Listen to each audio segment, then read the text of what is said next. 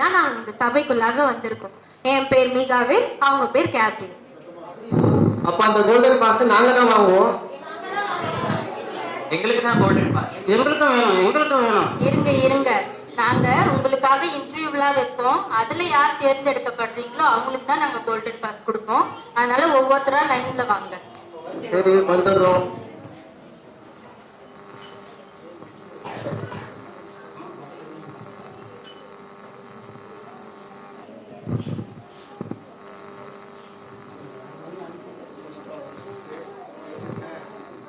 அந்த golden pass எனக்கு கொடுங்களேன். நாங்க எனக்கு எங்க குடும்பத்துக்கு நான் எங்க கணவருக்கு கீழ்படுகிறேன். எங்க பிள்ளைங்களுக்கு நல்ல குடும்பத்துல நல்ல பிள்ளைங்களுக்கு கீழ்படிய சொல்லி கொடுத்துருங்க.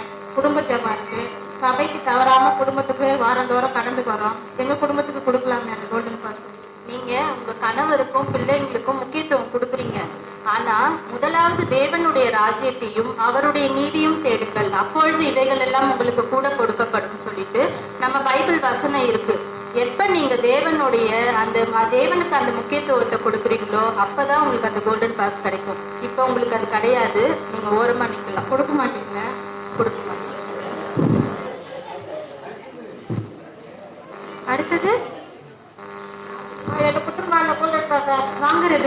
உங்களுக்காக இதுக்காக வந்து கலந்துக்கிறேன். எல்லா பிரேயரும் அட்டன் பண்றேன். 24 பிரேயர்ல வரேன், ஜூம்ல வரேன். அப்ப எனக்கு தானே கொடுக்கணும். எல்லாமே கரெக்ட் தான். ஆனா வேதத்துல முழு மனதோடும் உங்கள் முழு ஆத்மாவோடும் கர்த்தரை தேடுங்கன்னு சொல்லியிருக்கேன். அதை நீங்க பண்ணீங்களா? சர்ச்சுக்கு வந்து பிரசங்கம் நடத்தும் போது போன் பார்க்க வேண்டியது, ஆராதனை நடத்தும் போது கண்ணு திறந்துட்டு இருக்க வேண்டியது, இதெல்லாம் தேவனுக்கு பிரியம் இல்லாத செயல். அதை நீங்க பண்ணீங்க. இது தேவனுக்கு பிரியம் இல்லாத செயலை செஞ்சவங்களுக்கு நம்ம கோல்டன் பாஸ் கொடுக்கணுமா? சவுண்டா சொல்லுங்க. கொடுக்கலாம். பாதி கிடையாது, முழுசும் கிடையாது, ரெண்டு அரிசி இல்லைங்க. ஏஞ்சல்ஸ், அந்த கோல்டன் பாஸ் எங்க 2 பேர் கொடுத்துருங்களேன். ஆமா, நாங்க ஒரு கோல்டன் பாஸ் தான் கொண்டு வந்திருக்கோம். நீங்க என்ன 2 பேர் வந்திருக்கீங்க? நீங்க அது ஒண்ணு கொடுத்துருங்க, நாங்க 50-50 பிரிச்சுக்கிறோம். அப்படியெல்லாம் 50-50 எல்லாம் எடுக்க முடியாது. உங்களோட பிளாஷ்பேக்கை போய் பார்த்துட்டு வருவோம். Okay, flashback starter.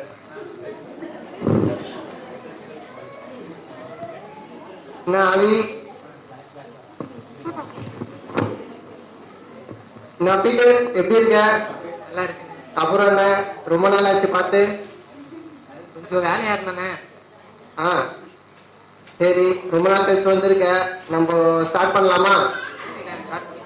ஆமா, என் வீட்டுல எப்ப பார்த்தாலும் திட்டினே இருக்காங்கடா, இந்த சரக்குலாம் அடிக்க கூடாது, சிகரெட் எல்லாம் பிடிக்க கூடாது சொல்லிட்டு.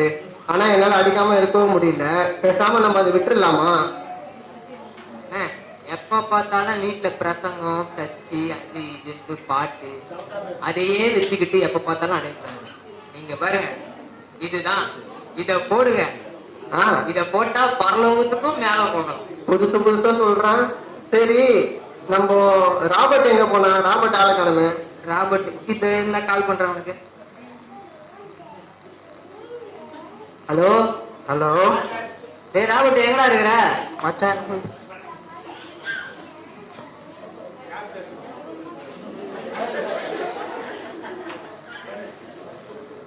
ஹலோ ராபர்ட், எங்கடா இருக்கிற? மச்சான், டேய் வீட்டுல இருக்கேன்டா. சரி, இங்க நானும் அண்ணாவும் சரக்கு போட போறோம், வரியா இல்லையா? மச்சான், டேய் நான் வரலடா. வீட்டுல ஒரே ப்ரெஷரு, கொண்டாட்டியாரு திட்டினே இருக்கா, தேவலாம் பிரச்சனை வரும். நான் வரல. நீ வேணா அப்ப இது பண்ணுங்க, இன்னொரு நாள் வேணா பாத்துக்கலாம். அப்படி சரி, ஓகேடா. என்ன பீட்டரு, என்ன சொன்னா ராபர்ட்? வரனா இல்லையா? நான் அவன் குஷ்டுக்கிறானா? குஷ்டு இருக்கானா? எப்படி? அவன் இன்னும் கல்யாணம் ஆகல. கல்யாணம் ஆயிடுச்சு, நீ என்கிட்ட பூ சுத்தினுக்கிறான். நீ வேற. ஐயோ, நமக்கு முன்னாடி ஆரம்பிச்சிட்டான் போல. சரி வா, நம்ம ஆரம்பிப்போம். Flashback over. பாத்தீங்களா, ஞாயிற்றுக்கிழமை மட்டும் ஒரு நாள் மட்டும் சபைக்கு போயிட்டு மீதி நாளெல்லாம் கெட்ட பழக்கத்துக்கு அடிமையா இருக்கிறாங்க. இவங்க கெட்டது பத்தாதுன்னு இவங்க கூட இருக்கவங்களையும் சேர்த்து கெடுக்கிறாங்க. முடியும். இங்க என்ன நடந்துன்னு இருக்கு? இங்க என்ன நடந்துன்னு இருக்கு? நீ என்ன பண்ணிட்டு இருக்க? இல்லைண்ணா ஏஞ்சல்லாம் வந்து ரன் சொன்னாங்க. இப்படி வாரமா ரோட்ல போயிருந்தேன், ஏஞ்சல் வந்துருக்கேன்னு சொன்னாங்க, தமிழ் இருக்குன்னு சொன்னாங்க. அதான் போட்டோ எடுத்துட்டு போலான்னு வந்தேன். வீட்டை கொண்டாந்து என்ன நல்லா பார்த்துட்டு இருப்பாங்க. நாங்களே பூலோகமா மேலோகமா தெரியாம முடிச்சுன்னு இருக்கோம். உனக்கு செல்ஃபி கேக்குதா?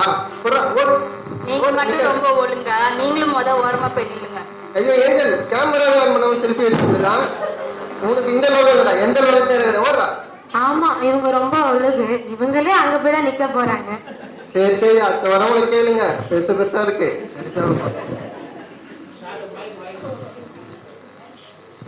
எனக்கு கோல்டன் டிக்கெட் கொடுங்களேன். வாங்க ஜோசப், உங்களுக்காக நாங்க எதுக்கு கோல்டன் பாஸ் கொடுக்கணும்? இல்ல, நான் சர்ச்சுக்கு தொடர்ந்து வர்றேன். எங்க எல்லா விஷயத்திலையும் சர்ச்சில் முதல்ல இருந்து எல்லா காரியத்தையும் பாக்குறேன். ஏழைகளுக்கு சாப்பாடு எடுத்து போடுறேன், வீடியோவோட எடுத்து போடுறேன். பாத்தீங்களா, தற்பெருமை மனிதனுக்கு ஆகாதுன்னு வேதத்துல வார்த்தை இருக்கு. ஆனா இவர் என்ன பண்ணாரு? ஏழைகளுக்கு உதவி பண்ணாரு. அது கரெக்ட் தான். நம்ம கிட்ட ஒண்ணு இருந்தா, நம்ம கிட்ட 2 இருந்தா மத்தவனுக்கு 1 கொடுக்கணும் வேதத்துல இருக்குதான். ஆனா அதை பப்ளிஷ் பண்ற மாதிரி சோசியல் மீடியால போடுறது எவ்வளவு பெரிய தப்பு. அதனால தற்பெருமை அதிகமா இருந்ததுனால இவருக்கு கிடையாது.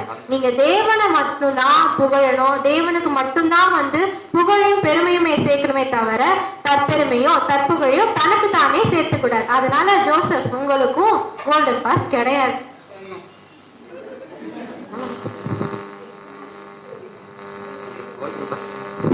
என் பேரு ஜானத்தன். என் பேர் ஆனஸ். நாங்க 2 பேரும் காலேஜ் படிக்கிறோம். நாங்க மற்ற பிள்ளைங்க மாதிரி இல்லாம நாங்க பெற்றோருக்கும் கீழ்படுகிறோம். நாங்க கரெக்டா சபைக்கு வந்துடுறோம். அதனால கோல்டன் பாஸ் எங்களுக்கு தான் வேணும். நீங்க எப்படி பெற்றோருக்கு கீழ்படுறீங்க நான் சொல்லவா?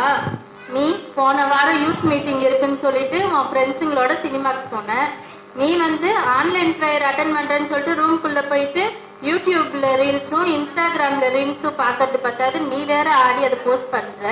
இப்படி எல்லாம் இருந்தா எப்படி கடவுளுக்கு கீழ்படுறீங்க நாங்க சொல்ல முடியும்? நீங்க பெற்றோருக்கும் கீழ்படுறது இல்ல, கடவுளுக்கும் கீழ்படுறது இல்ல.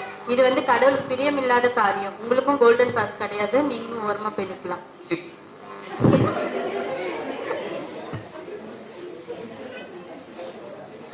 என்னோட பேரு டேனியல். எனக்கு தான் அந்த கோல்டன் பாஸ் கிடைக்கணும்னு விரும்புறேன். ஏன் உங்களுக்கு இந்த கோல்டன் பாஸ் நாங்க தரணும்? நான் பெற்றோருக்கும் கீழ்படுகிறேன், சபைக்கும் முதலிடம் கொடுக்குறேன், வேத வசனத்துக்கும் கீழ்படுகிறேன், ஜெபிக்கிறேன். அப்போ எனக்கு தான் அந்த கோல்டன் பாஸ் கிடைக்கணும் இல்லையா? இந்த பிள்ளை எல்லாமே கரெக்டா பண்ணாங்க. ஆனா முதல் கொண்ட விஷயம் ஞானஸ்தானம் எடுக்கணும். ஏன்னா தேவனே ஞானஸ்தானம் எடுத்த பிறகுதானே ஊழியத்துக்கே வந்தாரு.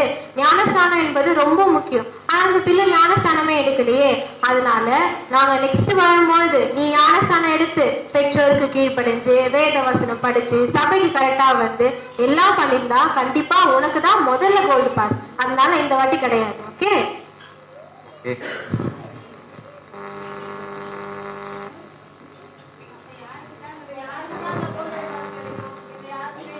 எங்க யாருக்குமே இல்லையா அந்த கோல்டன் பாஸ்?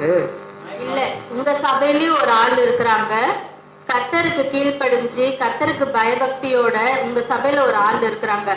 நீங்க எல்லாம் கோல்டன் பாஸ்க்காக லைன்ல வந்தீங்க. ஆனா கோல்டன் பாஸ் முக்கியம் இல்லைன்னு சொல்லிட்டு உட்காந்து பைபிள் படிச்சுட்டு இருக்காங்க பாருங்க. அவங்களுக்கு தான் நாங்க கோல்டன் பாஸ் கொடுக்க போறோம். யார் அது பைபிள் படிச்சுட்டு இருக்கிறது?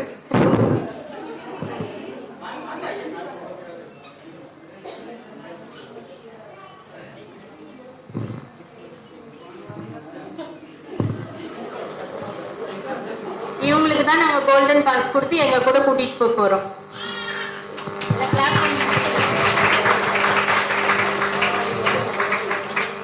ஆமா, உங்களை சேர்த்து. இப்போ இந்த கதையில இருந்து நம்ம என்ன தெரிஞ்சுக்க போறோம்னா, அது ஒரு வசனத்தின் மூலியமா பார்க்கலாம். வேதத்துல சங்கீதம்ல யார் நீதிமான் அப்படின்னு கேட்கும்போது உத்தமனாய் நடந்து நீதியை நடப்பித்து மனதார சத்தியத்தை பேசுகிறேன் தானே அப்படின்னு இருக்கு. அதனால நம்ம தேவனுடைய வார்த்தைக்கு கீழ்ப்படிஞ்சு பொய் சொல்லாம அந்த 10 கட்டளை இருக்கிறது, 10 கட்டளைகள் தெரியும்ல எல்லாருக்கும், அதன்படி நடந்து மனசுக்கு உத்தமமாய், வெளியில மட்டும் உத்தமமாய் இல்லாம மனசுக்கு உத்தமமாய் ஞாயிற்றுக்கிழமை மட்டும் சபைக்கு வராம எந்த பிரேயர் வச்சாலும் நம்ம உத்தமனா இருந்தா கடைசி வரையில நாமளும் எடுத்துக்கொள்ளப்படுவோம். தேவன் 10 நீதிமானா இருந்தா கூட நம்ம இந்த பூமியில இருந்து எடுத்துப்பேன் வாங்க.